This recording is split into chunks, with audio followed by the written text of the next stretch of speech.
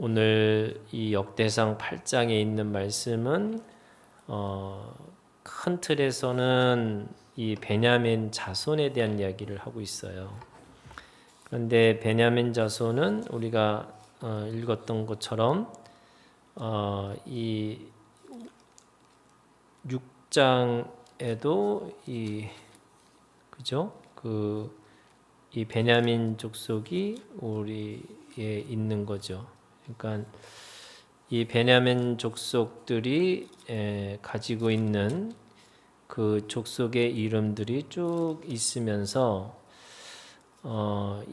지금 이 하나님 앞에서 그들의 족속이 이름이 어떻게 됐냐라고 하는 것을 좀 설명하고 있는 모습이에요.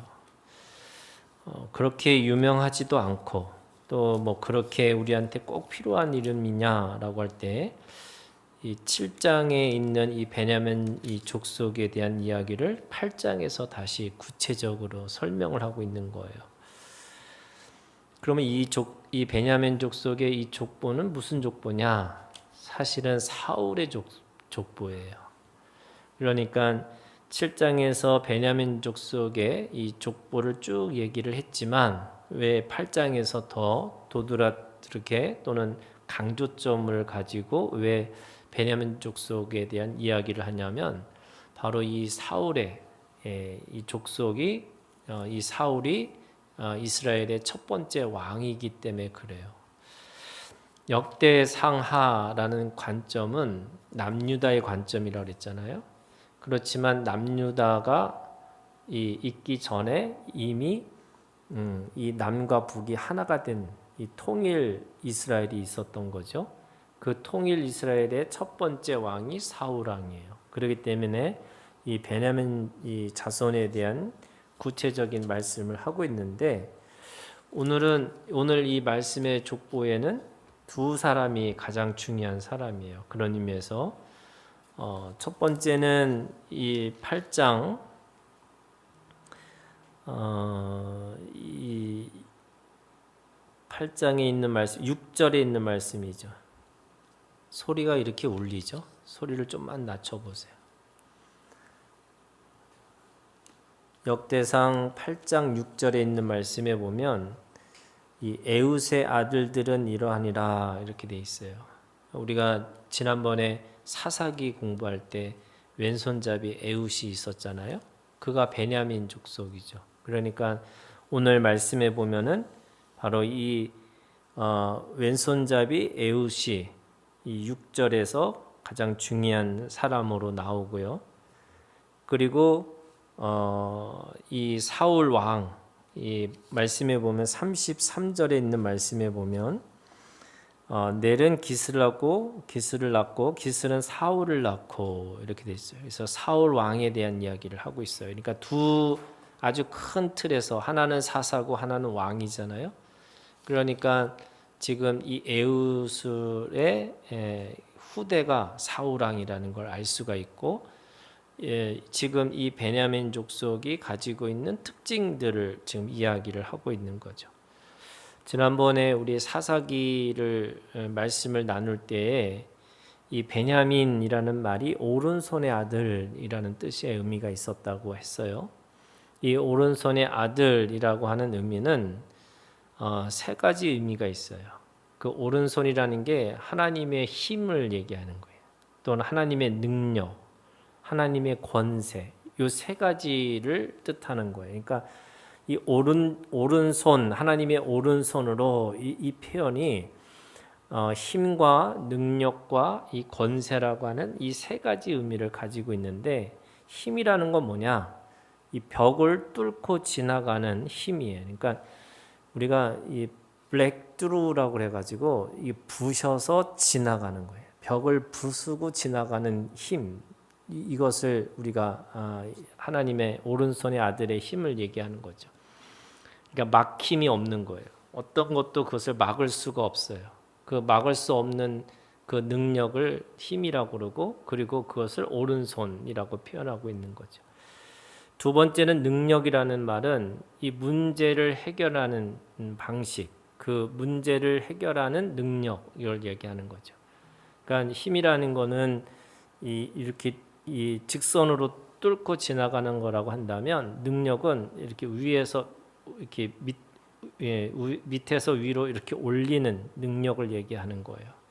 그래서 문제를 해결하고 구원하는 것에 대한 능력을 얘기하는 거죠. 권세라고 하는 것은 우리를 안전하게 보호하고 또 보호할 수 있는 그런 힘, 권리를 얘기하는 거예요. 이게 권세예요. 그러니까 이 권세라는 말 속에는 자리라는 게 있어요. 내가 그것의 자리가 뭐냐? 보호받을 자리 또는 누군가를 보호할 수 있는 자리. 그게 바로 권세라고 할 수 있어요. 그래서 힘과 능력과 이 권세라고 하는 이 오른손의 아들이라는 베냐민에게는 그 힘을 가지고 능력을 가지고 또 권세를 가지고 있는 자라고 이야기할 수 있는 거죠. 그런데 우리가 지난번에 사사기에서 말씀을 우리가 본 것처럼 왼손잡이 에웃이잖아요. 6절에 있는 이 에웃은 왼손잡이라는 거예요. 근데 이제 이 왼손잡이라는 말이 굉장히 중의적인 뜻을 가지고 있다라고 얘기했잖아요. 이 70인역에 보면은 이 왼손잡이라는 말을 양손잡이라고 이거를 번역을 해요. 그러니까 무슨 말이냐면 그 당시에는 왼손잡이라는 말 속에는 이 양손잡이, 두 손을 다 쓰는 자라고 하는 의미가 있다는 거예요. 그러면 이 양손잡이라는 뜻의 의미가 뭐냐? 이 베냐민 지파가 힘도 있고 능력도 있고 권세도 있는데 문제는 뭐냐? 인구가 적었어요. 굉장히 작은 수의 이 족속이고 가장 작은 이 족속을 가지고 있는 거죠.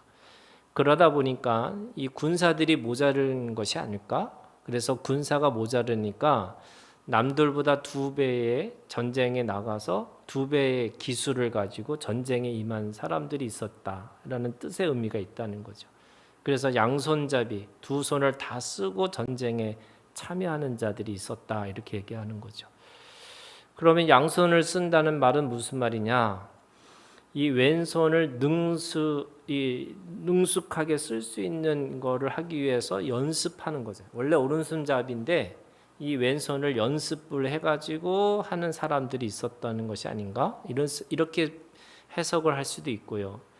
완전히 또 거꾸로 이 오른손잡이가 아니고 원래 왼손잡이였는데 그 왼손잡이가 당연히 이 오른손을 쓰기 위해서 또 연습하고 있는 거예요. 그러니까 왼손이든 오른손이든 다 가지고 이 연습한 자들, 양손을 다 쓰는 자들, 뭐 이런 뜻의 의미를 가지고 있는 거죠. 그런 의미에서 이 오른손의 아들 베냐민 지파가 가지고 있는 능력이라는 게, 그리고 그 힘이라는 게, 권세라는 것이 뭐냐? 전쟁에 나가서 용사로 가장 용감하게 싸웠던 족속 중에 하나라고 이야기를 하고 있습니다. 그런데 이제 이 연약함, 가장 작은 이 족속 중에 하나라고 하는 것이 그들에게는 그것이 단점이었고 또 그것이 그들에게는 상처일 수도 있지만 사실은 그곳에 머물지 않았다는 거죠. 우리가 이제 12족속의 땅에 이렇게 지분들을 쭉 바라보면 이 베냐민 족속은 유다 족속하고 굉장히 붙어 있고 굉장히 작은 땅을 차지하고 있어요. 그럼에도 불구하고 그들은 이 역사적으로 보면 사사도 에웃 사사가 굉장히 앞선 사사고 또 사울 왕도 이스라엘의 첫 번째 왕이 된 거잖아요. 그리고 이 사울 왕의 이 전쟁을 얘기하면은 굉장히 전쟁을 잘했던 사람이에요. 그러니까 굉장한 용맹스러운 사람이었고 또 하나님이 보시기에 준수하고 또 하나님이 보시기에 그가 그렇게 그 나라를 다스릴 수 있을 만한 그런 능력을 가지고 있는 사람이었다고 할 수 있는 거죠. 그래서 자신이 가지고 있는 연약함을 또는 자신이 가지고 있는 약점을 그냥 약점으로 사는 것이 아니고 오히려 그것을 하나님을 더 의지하고 또 하나님 앞에 더 그것을 맡기다 보니까 그들은 최고의 용사로 살았다 이렇게 얘기를 하고 있습니다. 그런 의미에서 오늘 이 33절에 사울의 가문에 대해서 29절부터 40절은 이 사울의 가문에 대한 이야기를 합니다. 그래서 하나님은 이 사울을 그의 외모를 보고 준수하다 그러고 그의 용맹스러운 이것을 보시고 그를 최고의 용사로 세우셔서 그 이스라엘의 첫 번째 왕으로 세워나가는 거죠. 그런데 문제는 뭐냐면요. 이게 왕이 됐지만 왕 노릇을 못하는 사람이었어요. 그죠? 그가 최고의 이 왕이 될 수도 있었던 거고 또 그 모든 사람들에게 다 존경을 받을 만한 우리가 보통 이 첫 번째 왕은 거의 우리가 얘기하듯이 건국의 아버지 또 그 모든 이것의 통일 왕국이니까 그 굉장한 이 초대 왕으로서의 대우를 받을 수 있는 사람이었잖아요. 그럼에도 불구하고 왜 그는 이 실패한 왕이 됐을까라고 생각해 보면 세 가지인 거죠. 첫 번째는요. 그는 늘 이 왕이 되는 순간부터 사람의 눈치를 보기 시작했어요.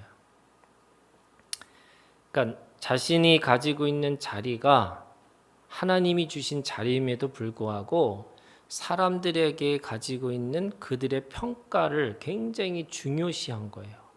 그래서 사울은 천천히요, 다윗은 만만이라는 말을 듣고 이 인생이 뭐 하느냐, 자기의 경쟁자를 죽이려고 하는 것이 그 왕 노릇한 거였어요.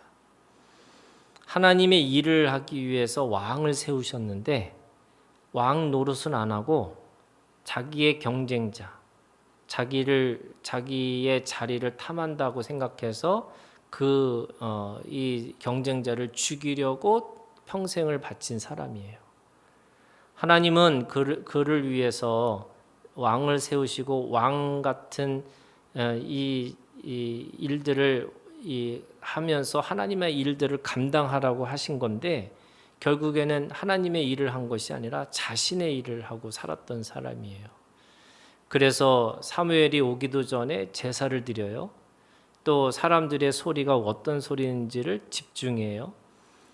왜냐하면 자신이 왕이라는 것을 하나님 앞에 부여받은 권위가 아니고 자꾸 사람들의 인기에, 사람들의 평가에, 사람들이 가지고 있는 그 소리에 자신의 마음을 빼앗기는 사람이 된 거죠. 오늘 우리도 똑같은 거예요, 여러분. 하나님은 우리를 왕 같은 제사장으로 세우셨어요. 그 왕 같은 제사장은 원수를 쫓아서 원수를 갚는 게 우리의 일이 아니고요. 하나님은 우리에게 하나님의 일을 감당하라고 주신 거예요. 그것이 오늘 우리에게 왕 같은 제사장이라는 거죠. 우리가 교회 안에서 제일 힘든 것 중에 하나가 비교하고 경쟁하는 거예요. 그리고 사람들이 어떤 평가가 굉장히 중요하다고 생각하고 살아가는 거예요. 여러분, 우리가 하나님의 일들을 한다는 건 뭐냐? 자기에게 맡겨진 사명을 감당하고 사는 거예요. 이게 우리의 일이에요. 그래서 푯대를 향해서 나아갈 때에 오늘 우리가 그 푯대를 향해 나간다는 말은 하나님이 주신 일에 대해서 내가 집중하고 산다는 거예요. 이게 시간적으로 얘기하면 우선순위가 있는 거예요. 여러분, 우선순위가 뭐예요? 하나님의 일이에요. 내가 그 일을 감당하고 내가 그 하나님이 주신 푯대를 향해서 나아가는 것이지. 그래서 주님도 3년 동안 그 제자들과 함께 먹고 마시고 또 제자를 가르치시지만 자신의 가장 궁극적인 푯대는 뭐였냐면 십자가에 죽으러 가시는 길이었어요. 그래서 예루살렘에 갈릴리에서 머물러 계시지도 않고 또 그 갈릴리에서 예루살렘에 가는 도중에서도 자신의 거기에서 집중하지 않으셨고 그 예루살렘에 가서 예루살렘에 그 십자가에서 죽으심을 위해서 끝까지 그 길을 걸어가신 거죠. 그렇기 때문에 우리가 가지고 있는 이 하나님이 왕 같은 제사장이라고 하는 것은 결국에는 하나님이 우리가 하나님의 일을 감당하라 이렇게 말씀하시는 거고요. 거기에는 하나님의 형상대로 우리가 지은 바대로 살아가는 것이 우리의 목적인 거죠. 누구랑 비교해서 내가 그 사람을 닮아가는 게 아니고, 누구랑 비교해서 내가 그 사람을 이겨먹는 게 아니고, 그래서 우리가 그 안에서 자신의 하나님이 주신 형상대로 살아가는 거고, 그러면 왕 같은 제사장이 어떤 일을 하는 거냐? 섬기는 일을 하는 거예요. 그리고 축복하는 자로 살아가는 거예요. 이게 하나님이 우리에게 주신 왕 같은 제사장이죠. 사울 왕은 왕이잖아요. 여러분, 세상의 왕과 이 이스라엘의 왕의 차이가 뭐냐? 세상의 왕은 자기가 주인이에요. 자기 멋대로 살아가는 거예요. 그런데 이스라엘의 왕은 하나님의 청지기로서 하나님을 섬기고 하나님이 주신 생명을 백성들을 섬기고 그리고 그들을 향해서 축복하는 자로 살아가는 거예요. 그것이 오늘 우리에게 주신 하나님의 이 왕 같은 제사장으로 부르신 거죠. 그러면서 오늘 이 29절부터 40절에 있는 말씀에 보면 사울 왕이 그리고 그 왕으로서 쫓겨났다 할지라도 그 세대, 그 가문은 계속해서 이어져 갔다는 거예요. 그들의 가문이 끝난 게 아니고 그들의 가문도 계속 하나님은 그 안에서 다윗의 왕국에서 또는 분열된 왕국에서 또 그 포로된 왕 속에서 또 예수님이 오실 때까지 또는 오늘 우리 이 순간까지도 하나님은 그 가문을 이어져 가게 하셨다 이렇게 말씀하시는 거예요. 자, 오늘 그런 의미에서 말씀이 제목이 뭐냐면 사울이에요. 저는 이 사울의 신앙을 우리가 본받았으면 좋겠어요. 첫 번째, 사울의 이 신앙 속에 뭐가 있냐? 여러분, 전쟁은 하나님 앞에 속한다는 거잖아요. 비록 베냐민 족속, 이 힘과 능력과 권세를 가지고 있지만 아무것도 힘이 없는 너무나 부족한 사람이다 할지라도 하나님은 그 안에서 하나님을 의지해서 하나님의 힘과 능력과 권세를 가지고 살라 이렇게 말씀하세요. 우리는 이 구약의 관점에서 보면요, 우리는 이 12족속에 들어가지도 못한 사람들이잖아요. 우리는 이방인들이에요. 또 우리가 아무리 이 구약을 공부하고 아무리 우리가 믿는다 할지라도 우리는 육적인 이스라엘이 될 수가 없어요. 이 어떤 사람들은 또 우리가 또 이스라엘 사람이 돼야 된다 이렇게 생각하는 사람은 없겠죠. 그러면 무슨 말이냐? 우리가 이 이스라엘 쪽에서도 가장 연약한 베냐민 족속을 통해서 하나님이 일하셨어요. 근데 로마서에 있는 말씀에 보면 이제는 우리는 이방인 중에 이방인임에도 불구하고 하나님은 또 우리를 들어서 쓰시겠다 이렇게 말씀하세요. 그래서 오늘 우리를 뭘로 부르셨냐면 영적인 이스라엘 사람으로 부르신 거예요.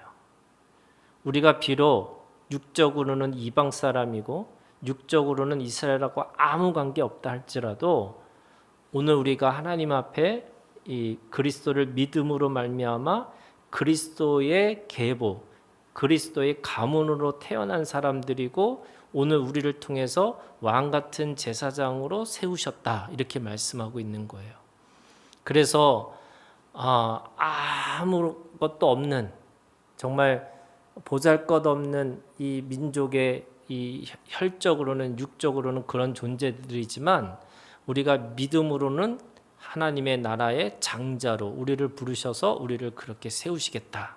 그래서 뭐가 있어요? 오늘 우리에게 여러분 우리에게 믿음의 힘이 있고요.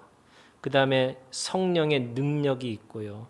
그리고 그 하나님의 나라의 그 장자로서의 권세가 우리한테 있다는 거예요. 이거를 우리가 분명하게 믿고 나가야 되는 거죠. 두 번째는요, 여러분 자기의 정체성이 뭐냐? 우리의 정체성은 왕이에요. 오늘 하나님은 우리를 하나님 나라의 백성으로 부르셨을 뿐만 아니라 이제는 오늘 우리를 왕 같은 제사장으로 부르셨어요. 그러면 어떻게 해야 돼요? 비교하고 경쟁하고 내가 누군가를 미워하고 누군가를 어떻게 하면 뭐 할까라고 그렇게 사는 인생이 아니고 또 죽지 못해서 어쩔 수 없이 살아가는 인생이 아니고 그 속에서 하나님의 나라와 하나님의 뜻을 이루고 살아가는 왕 같은 제사장이에요. 이게 오늘 우리를 그렇게 부르셨어요. 제가 이 창세기에 있는 말씀에 보면 이 장자의 명분이라는 게 있어요. 명분. 사람들은 이 조선이 망한 게 이 양반의 명분 때문에 망했다 이렇게 얘기하지만 여러분, 한 왕조가 500년 간 나라 왕조는 거의 없어요. 어떤 사람은 거꾸로 얘기해요. 500년 동안 갔던 그 왕조의 그 근간이 뭐냐? 바로 양반의 명분이 있었다는 거예요. 그게 무슨 일이 있어도 뭔가 이 양반으로서의 자기가 가지고 있는 명분 때문에 그 백성들을 함부로 대하지 않았고 함부로 그 사람에 대해서 어떤 문제에 대해서 그렇게 사리사욕을 부리지 않았다는 거예요. 그래서 한 왕조가 500년 간 것이 이건 대단한 거라는 거죠. 똑같아요, 여러분. 우리가 2000년의 이 교회 역사 속에서 가장 중요한 게 뭘까? 저는 그리스도의 명분이에요. 이 그리스도의 명분을 잃어버리면 안 되는 거예요. 그래서 제가 아무리 없어도요, 여러분, 우리가 하나님 앞에 최고의 왕 같은 제사장, 이 명분을 잊어버리지 마세요. 하나님이 주신 장자의 이 장자권, 하나님의 이 상속자로 우리를 부르셨다는 것에 대한 이 명분을 아주 분명하게 가지고 계셔야 돼요. 그게 저는 우리의 자존감이고요. 이게 우리의 정체성이고요. 이게 오늘 우리가 살아가는 이유가 되어야 되는 거죠. 마지막으로 여러분, 이 사울 왕의 이 신앙 속에 뭐가 있느냐? 오늘 이 족보에 그러나 그럼에도 불구하고 하나님은 그 가문을 끝까지 그 왕으로 내쫓다 할지라도 그들을 그 이스라엘의 족속에서 내쫓지 않으시고 끝까지 그 가문을 이어가셨다는 거예요. 우리가 넘어질 수 있어요. 또 어떤 때는 쓰러질 수 있어요. 그런데 하나님은 우리를 그 속에서 그냥 내버려 두지 않으시고 다시 일으키실 거라고 얘기하시는 거고, 또 우리가 어떤 순간에도 실망할 수 있지만 절대로 절망하지 않는 거고, 우리가 순간에 우리가 죄 가운데 있다 할지라도 그 죄 속에서도 하나님은 우리를 내팽개치지 않고 그 속에서도 다시 구원하시겠다고 말씀하시는 거예요. 여러분, 오늘 이 사울의 가문을 보면서 하나님이 그러나 그럼에도 불구하라고 하는 이 하나님의 생명의 나라가 하나님의 이 경륜 가운데서는 끝까지 이어져 간다라고 하는 이 믿음을 가지고 오늘도 주님 앞에 믿음으로 승리하는 우리가 되기를 주님의 이름으로 축원합니다.